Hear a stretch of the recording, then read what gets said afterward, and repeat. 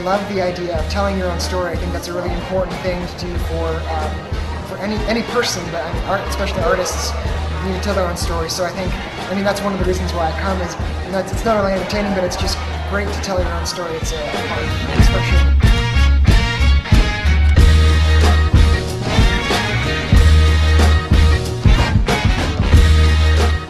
A friend of mine brought me to this thing one month, and I was like, wow, you know. And you probably heard this story so many times, but it was great to go someplace and you saw, you know, men, women, young, old, black, white, every kind of category represented. And you go up there, I mean, you're sitting down and somebody comes up and you have a preconceived notion about what's going to happen. You know, if someone comes out, they're really old, and then you're like, okay, what are they going to do, you know? And then you're like, wow, so that was a great story. You know, you laughed a lot, or you were moved deeply, and you realize it's not who goes up there, it's the story.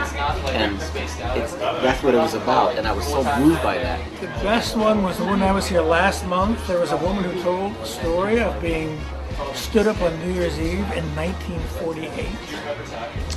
And she went home, cried to her mother, and her mother put down a needlepoint and said, "You are going to that party." And she said, "No, I can't, I couldn't possibly." And her mother forced her to go. And she had the best time of her life ever. And she met her husband of 51 years.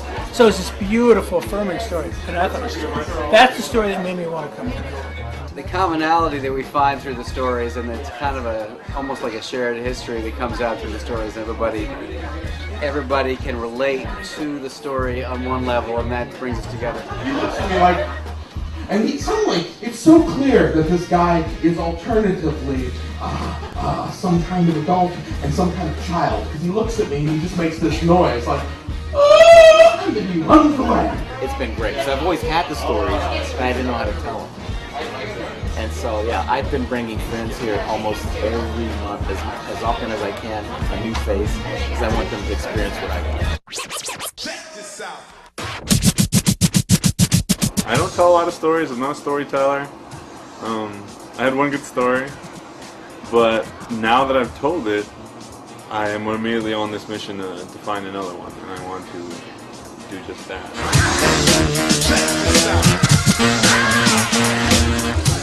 Probably why I felt comfortable getting up that first time. I was scared out of my mind. Never done anything like that before.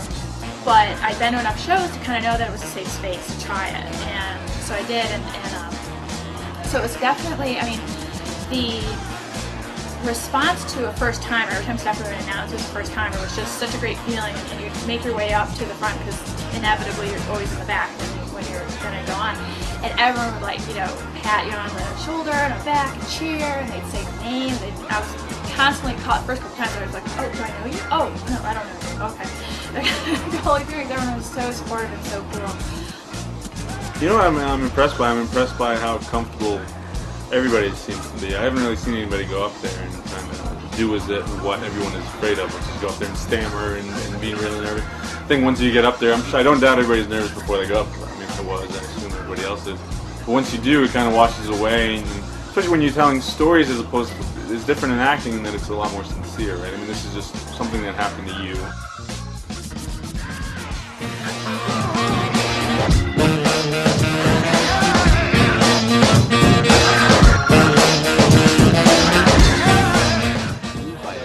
So then I signed up for the course, and that was a great experience. You know, it was about, we're all here coming together trying to find a story and learning that craft. And my story was, I was working on a story. You start off at the beginning, and then through the weeks you develop the story. And the day that I was supposed to tell the final story, something very dramatic happened. And very dramatic. I almost don't want to say it, but it was somebody passed away at work that I had not really known. So I wasn't going to go. I went to the funeral that day, and I went to the course that night, and I made the decision to tell her story.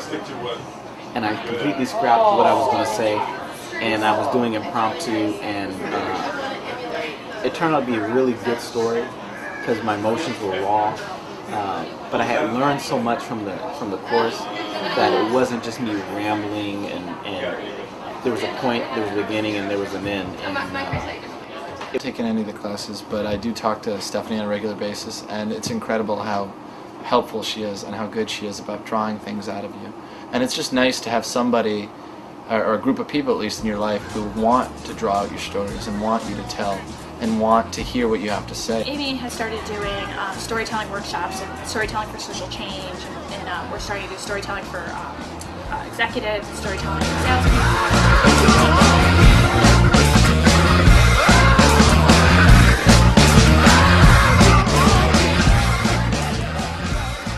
Details is I was a manager. I started there, and when you go to these jobs, no one ever trusts who you are. They're like, "Who's this guy? I've been here for 3 years. What can you help me with?" I started telling stories, and we learned in the class that stories aren't just jokes or anecdotes. What they teach you in the class is how to really craft a story and make a point.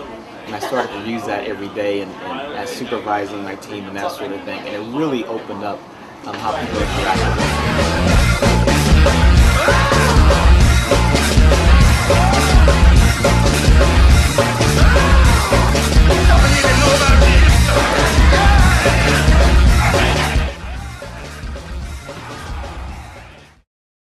I think that all anybody wants to do in this world is be heard.